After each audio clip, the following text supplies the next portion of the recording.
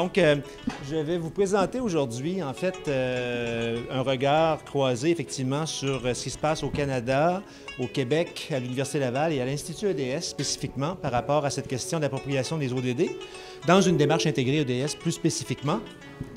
J'aimerais d'abord remercier les organisateurs de la conférence pour nous avoir permis de présenter aujourd'hui, et spécifiquement le docteur Mamadou Beng et le docteur Major Diop. Où est-il?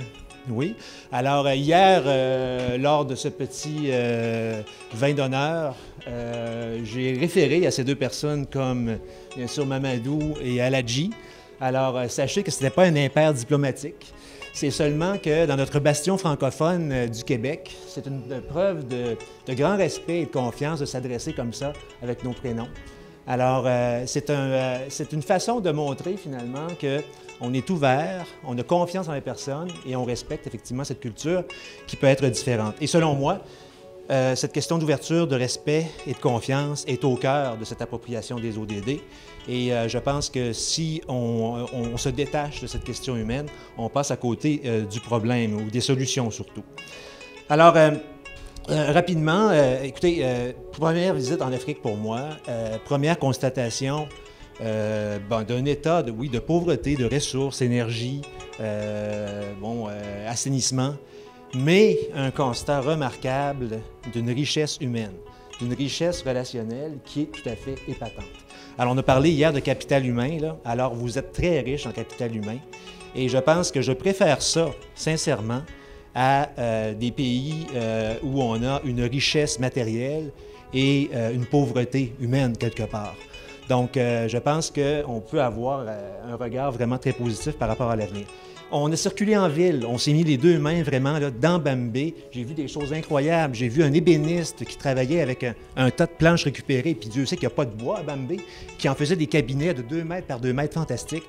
Écoutez, ça, c'est de la résilience, c'est de la frugalité, c'est de l'humanité incroyable, et je pense qu'on a énormément à apprendre de la manière dont vous gérez votre pays, vos villes, vos communautés. Donc, une belle leçon pour, je pense, le monde que devenir ici aujourd'hui. Alors, vous allez faire avancer? Oui. Alors, permettez-moi, avant de passer Canada, Québec et le reste, de présenter très, très rapidement, allez-y, l'EDS. Donc, notre mission à l'EDS est vraiment de faire la promotion d'une vue d'ensemble des questions d'environnement et de développement durable par des activités, justement, de partage de connaissances et d'activités d'appropriation, bien entendu, que vous appelez ici la domestication des ODD, j'aime bien ça, pour arriver finalement à mobiliser tout le monde de façon très horizontale dans la société, de la gouvernance jusqu'aux citoyens, pour répondre à et avoir des impacts tangibles pour la société. L'Institut, continuez à avancer, fondé en 2004, une volonté à l'Université Laval, déjà en 2004, d'associer les sciences humaines et les sciences et génies à l'intérieur d'un institut où on aura cette approche vraiment intersectorielle par rapport au ODD. C'est 100 chercheurs associés, réguliers et associés. D'ailleurs, des chercheurs sénégalais pourraient être chercheurs associés à l'EDS. Plus de 400 étudiants membres, 4 centres de recherche qui sont membres institutionnels. Allez-y. C'est aussi, au cours des ans, 200 conférences, colloques, tables rondes sur des enjeux très importants au Québec, au Canada et à l'international par rapport aux ODD. 5 universités d'automne. Plus de 10 000 participants à un MOOC, Enjeux et trajectoires du développement durable, construit par mon prédécesseur à l'Institut et Liana Diaz ici dans la salle. Le prochain MOOC sera en janvier 2019, MOOC francophone, et c'est très rare, on l'a dit tout à l'heure. Alors, s'il vous plaît, ayez ça sur votre radar. 60 projets de recherche subventionnés qui doivent être intersectoriels, interdisciplinaires par nos chercheurs. 70 bourses attribuées aux étudiants sous la supervision de membres de l'Institut. Depuis que je suis directeur, on a ouvert les bourses aussi aux étudiants étrangers. C'était réservé aux Québécois. C'est maintenant ouvert aux étudiants étrangers, avis à ceux que ça peut intéresser. Étudiants étrangers, bien sûr, qui étudient à l'Université Laval. Des écoles d'été en partenariat, on en a fait plusieurs, mais depuis 2 ans, on a notre école d'été et c'est l'aventure que l'on poursuit ici au Sénégal avec ce laboratoire vivant que je vous explique rapidement. Allez. Contexte canadien, il y a le Global Compact Canadian Network qui fait des sondages comme ça pour savoir comment les Canadiens ont une certaine priorité des ODD en 2016-2017. Allez à la prochaine. On demande à ces gens-là de classer les 5 ODD prioritaires au Canada, dans le monde et dans leur entreprise, par exemple. Et ce qui est vraiment intéressant, c'est que 2016-2017, il y a une évolution très, très rapide de la perception que les gens ont par rapport aux ODD. Remarquez qu'en 2016, l'action climatique était top 5 et en 2017, tout à coup, elle se retrouve première en réalité. Et c'est dû justement à des événements mondiaux, entre autres le retrait des États-Unis de l'accord de Paris, qui fait en sorte que les gens tout à coup se mobilisent par rapport à ces grands enjeux-là. Et je pense que c'est positif. C'est très positif et les ODD permettent d'identifier ces changements de mentalité par rapport au développement durable. Et remarquez aussi qu'en 2016, priorité dans le monde, fin zéro, on le retrouve seulement en 4e place en 2017 et aussi l'action climatique qui revient en premier lieu. Donc, c'est assez intéressant comme sondage, mais suivant. Le plus intéressant, à mon avis, et puis là, ben, je ne veux pas minimiser tous les efforts qu'a fait SDSN par rapport à leur tableau de bord et l'indice ODD, mais il y a cet organisme, le Swiss Sustainability Hub, basé en Suisse, comme le nom le dit, qui ont fait ces tableaux de bord vraiment très intéressants, qui ont ajouté finalement 7 objectifs aux 17 ODD des Nations Unies, parce qu'on trouvait que les notions de gouvernance et d'économie étaient mal représentées, parce qu'ils sont bien entendu au cœur d'une résolution DD. Et donc, ils ont fait ces graphes polaires qu'on voit en haut, on y reviendra plus tard, et on classe de 1 à 10, à savoir si l'objectif est une menace, s'il est critique, si on doit le surveiller, et ainsi de suite. Vous avez compris la chose. Prochaine diapositive. Là, je me suis permis de montrer 2 bulletins scolaires de 2 élèves très différents. Alors, on a le Canada d'un côté et le Sénégal de l'autre. Alors, et les 2 graphiques frappent, effectivement. Et ce qu'on perçoit assez rapidement, c'est que d'un point de vue canadien, la dimension planétaire, donc environnementale, est très faible. C'est là où on est vraiment critique. Alors que gouvernance et le reste, on fait assez bien. Et au Sénégal, la dimension vraiment critique, c'est les dimensions sociétales, l'égalité et le reste. Et la différence fondamentale, c'est qu'au Sénégal, on voit la toile, finalement, elle est interrompue. Et ça démontre l'importance des indicateurs et d'avoir vraiment des données tangibles pour arriver à bien faire ce travail-là. C'est pas qu'un petit travail, bien entendu. On a la chance, nous, au Canada, d'avoir Statistique Canada qui se charge de ça avec un bureau spécial dédié à documenter les ODD. Mais au Sénégal, on voit très bien, par exemple, l'indice égalité, donc en termes de société, n'est pas très difficile à documenter. Mais la chose la plus intéressante, à mon avis, et ça revient à ce que j'ai dit au départ en termes de frugalité, au Canada, puis là, on ne peut rien lire finalement sur ces diapos-là, mais bon, en haut, à 1 heure à peu près, c'est l'empreinte carbonique. Alors, le Canada fait très, très, très, très mal. Ce sont l'exploitation fossile, les sables bitumineux. Et ce qui est intéressant, c'est l'impact en termes de biodiversité sur le territoire, sur les océans. Et diamétralement opposé, on a dans la dimension économique la très grande consommation des ressources et des consommations non responsables. Donc, dans ce pays d'opulence basé sur le fossile, on a de très, très grands impacts sur la planète et on a une économie prospère. Le Sénégal, au contraire, voyez-vous, empreinte carbonique, vous êtes dans le bleu, c'est le ciel, c'est la pureté. Bien sûr, c'est lié au niveau économique, mais on voit aussi qu'en termes de consommation des ressources, c'est très limité. Donc, comment arriver à combler ces disparités-là, c'est vraiment intéressant et c'est là qu'on voit l'impact que peut avoir le Canada sur l'ensemble, finalement, de la planète. Donc, belle façon de représenter les choses et je pense qu'on peut s'en inspirer pour orienter nos efforts par rapport au développement durable. Prochaine, s'il vous plaît. Ce que je n'ai pas dit, revenez à la précédente, juste pour pas entacher, mais enfin, limiter cette image qu'on a du Canada comme pays idéal. Là. Sachez que l'empreinte environnementale au Canada est de 7 hectares par personne, alors qu'à l'allocation mondiale est de 1,9. On est les plus grands consommateurs d'énergie per capita au monde. On est les plus grands consommateurs d'eau douce per capita au monde. Et on est les 2e producteurs de GES au monde par tête d'habitant. Donc, ça démontre un petit peu l'importance du travail qu'on a à faire. Prochaine, s'il vous plaît. Au Québec, on a une loi sur le développement durable. 5 minutes. Je vais faire comme tout le monde hier. Donc... C'est comme ça? Alors, au Canada, au Québec, on a la loi sur le développement durable, qui s'est traduit en stratégie pour le développement durable en 8 orientations. Et on pourrait associer à chaque orientation un ODD sans problème. Là. Bien sûr, gouvernance, inclusion sociale, bon, tout est là, mobilité et le reste. Tout ça se traduit en objectifs. Et suivante. Oui. Pour l'orientation 1, en termes de gouvernance, il y a l'objectif 1.6 qui est coopérer au niveau national et international en matière de DD et en particulier avec la francophonie.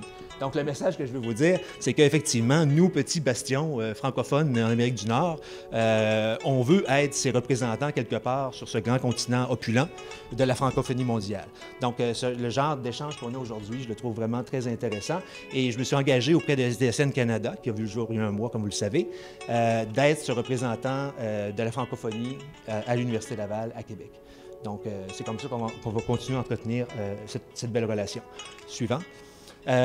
À l'Université Laval, depuis 2004, depuis 2007, il y a vraiment une démarche intégrée à tous les niveaux pour le développement durable. Donc, on a placé ça au cœur de la mission éducative, de cette obligation d'exemplarité de l'université par rapport à la communauté. On est maintenant carboneutre à l'Université Laval, grâce bien sûr à une forêt comme ça dans les Laurentides de 412 km², qui est la plus grande forêt de séquestration de carbone universitaire au monde. Suivant. On est aussi premier au Canada, deuxième au monde par rapport à l'accréditation de HI, l'accréditation STAR, qui est un système d'évaluation de l'effort en développement durable. Je passe rapidement, mais on a 10 axes d'intervention qu'on pourrait aussi renommer par rapport aux ODD, mais sans aucun problème.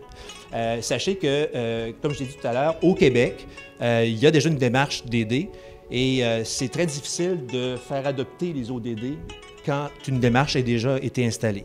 Par contre, le Canada a accepté cette question d'ODD et bien entendu, dans les provinces ou juridictions qui n'ont pas de plan, ce seront les ODD qu'on utilisera. Suivant. Allez, continuez. Je passe rapidement. Donc, l'Université Laval s'est dotée de plans triennales d'action DD qui sont absolument essentiels pour pouvoir mesurer les avancées, pour pouvoir toujours s'améliorer. Au lancement de SDSN Canada à Waterloo, j'ai eu ce petit hint fort intéressant pour ceux qui veulent faire l'accréditation STAR, c'est-à-dire que très prochainement, tous les critères HI vont être alignés sur les ODD, ce qui est vraiment très, très bien. Ça veut dire que les universités, dans la formation, dans la recherche, dans leur exploitation et dans leur échange avec la communauté, devront utiliser les ODD pour justifier leur plan stratégique, ce qui est vraiment fort intéressant et qui donne beaucoup de poids, je pense, aux ODD. Suivant. Bon, et là, j'entre dans le cœur du sujet. Alors, je suis à -3, c'est ça? L'Institut lui-même. Donc, à l'Institut, vous savez, bon, on disait qu'on veut faire des activités d'appropriation ou de domestication des ODD. Donc, c'est notre ADN, hein? Environnement, développement et société. Mais on comprend qu'il faut passer d'une approche vraiment de développement linéaire et ouvert, hein, où l'environnement est sans limite, à une approche vraiment fermée et circulaire.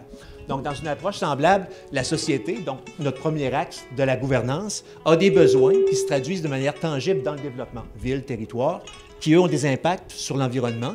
Donc, 3 autres axes de recherche de l'Institut, biodiversité, eau et changement climatique, qui lui a des limites. Donc, on retourne à la gouvernance. La gouvernance est au cœur de tout, hein, bien entendu. Et la gouvernance, bien, ça se fait, encore une fois, par des relations comme ça de respect, de confiance, d'ouverture. Donc, ceci, c'est ce que j'ai appelé affectueusement mon moteur d'idéation, c'est-à-dire que lorsqu'on prend une décision, on doit toujours y penser de cette manière-là. Donc, toujours revenir à la gouvernance.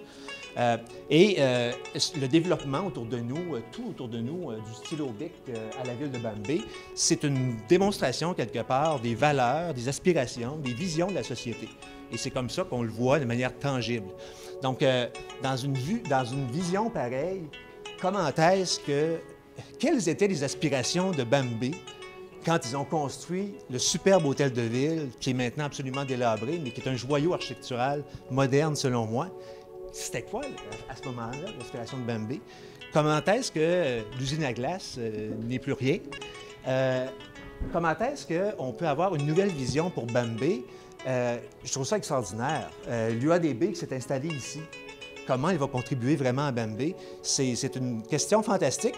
Puis quand je dors pas parce que je prends des pilules de malaria, je me mets à penser toujours à cette question justement de Bambé 2050. Bambé, ville écologique, cité écologique. Vous savez, les Chinois construisent de A à Z des villes au complet sur un champ. Avec la technologie, les choses, le nec plus ultra, c'est facile. C'est facile. Comment prendre Bambé dans sa complexité, dans ses cultures différentes, dans tout ce qui a déjà été fait et en faire une cité écologique? Le futur, c'est pas compliqué, hein? C'est pas de construire une nouvelle ville, c'est de soigner la ville malade. Si on soigne la ville malade, on soigne aussi, bien sûr, la population. Donc, je pense qu'il y a un cas d'étude ici, absolument fantastique. On l'imagine sur 30 ans, je ne sais trop, là. Mais, bon, voilà, je m'emporte, c'est bon. Allez. Donc, la vision de l'Institut EDS respecte justement la question des limites planétaires, des limites biogéophysiques, telles que, comme l'a expliqué Rockstrom, et respecte aussi, bien sûr, le fameux Do Not là, de Raworth, dans lequel on explique qu'il y a un plafond social, bien sûr, minimal à atteindre, et un plafond environnemental. À l'intérieur, ce qu'on voit ici en vert, c'est vraiment l'espace sûr pour le développement de l'humanité. Donc, suivant. Nous, on s'est inspiré de ça, et des ODD que vous connaissez, suivant, pour créer finalement ce schéma de démarche intégrée EDS. Donc, vous remarquez toujours le plafond environnemental en périphérie, le plancher social au centre, les ODD qui ont été placés dans cet espace sécuritaire pour l'humanité. Et au centre, là, il y a l'air plus d'un moteur puis d'un signe de peace and love aussi, là, mais c'est la démarche, justement, ce moteur d'idéation. Ce moteur d'idéation, je dirais, c'est un moteur d'intention aussi. La chose la plus importante, là, puis la chose qui consomme zéro énergie, là, c'est une intention, c'est une idée. Ça ne coûte rien, il n'y a pas de GES, là. Aucun impact sur l'environnement.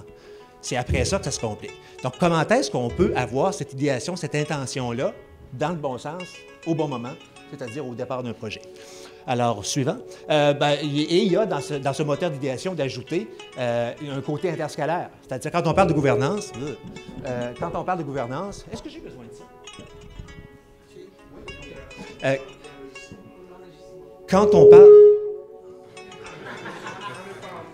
Quand on parle de gouvernance, on parle aussi bien de gouvernance gouvernementale, institutionnelle qu'individuelle, de comportement, là. Et au Canada, c'est bien ce qu'on a besoin là, comme changement, comportement individuel. Quand on parle de développement, on parle du développement, comme je l'ai dit, ville et territoire, mais aussi d'une paire de lunettes. C'est un artefact dans lequel il y a beaucoup d'énergie aussi et d'autres choses. Et l'environnement, bien sûr, aux 3 niveaux. Alors, comment on fait ça? Comment est-ce qu'on peut traiter ce problème extrêmement complexe? On a vu hier une toile des ODD avec les cibles, les indicateurs, mais n'importe qui arrive devant ça puis est tout à fait, paniqué parce qu'on ne sait pas par quel bout le prendre. Alors, les laboratoires vivants, en 2 définitions, puis il y en a plusieurs, hein, mais en milieu universitaire, c'est HI, justement, qui fait l'accréditation STAR, qui l'a mentionné. On parle justement de faire des campus un lieu exemplaire d'appropriation et de démonstration de DD, alors que la définition de Umwelt, qui est plus générale, parle d'une méthode de recherche ouverte, co-créatrice, qui implique l'ensemble des usagers intéressés et qui fait appel au public, privé, à différents niveaux. Donc, le laboratoire vivant qu'on propose et qu'on a commencé à faire ici à Bambé, c'est justement la jonction des deux. C'est-à-dire qu'on veut impliquer l'université, on veut impliquer la communauté, et je dis vite, allez, voilà, continue. Et à l'Institut, on a un plan annuel où on choisit un objet d'étude en particulier et où on va, à travers 3 activités phares durant l'année, l'université d'automne, le colloque annuel et l'école d'été, diagnostiquer, mobiliser la meilleure connaissance et ensuite faire de l'idéation. Et c'est ça, l'idéation, c'est cette étape qu'on fait ici à Bambé avec nos étudiants québécois, sénégalais, et vous tous, on l'espère bien demain.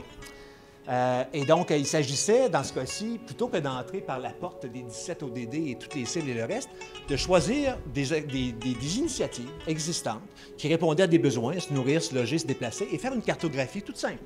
Donc, c'est un jeu. Le laboratoire vivant, c'est très ludique, là. Tout le monde peut le faire. Aussitôt qu'on enlève notre cravate et puis nos talons hauts, tout va bien. Alors, et c'est vraiment intéressant. Et on a comme ça fait une cartographie des ODD. On les a cartographiés aussi sur ce schéma intégré pour voir les synergies, antagonismes et comment est-ce qu'on peut repenser la façon de développer. C'est beau, j'arrête. On roule. Allez, continuez. Et l'école d'été en particulier, vous pouvez revenir un petit peu, qui s'appelait, le premier objet d'étude était le campus lui-même de l'Université Laval, il s'appelait Habiter le campus nordique. Parce que quand on habite un endroit, on le connaît de manière fine. Quand on habite un endroit, on a cette intelligence collective. Tous les résidents de Bambé, là, c'est beau ici à l'université, à l'UADB, on est très intelligents tout le monde. Là. Mais l'intelligence collective de l'habitant, qui est dans Bambé, là, ça c'est vraiment intéressant. Eux, ils sont résilients. Et il faut vraiment arriver à aller chercher cette sagesse-là, et le Lab Vivant permet de le faire, justement, en tout respect des différences et des cultures.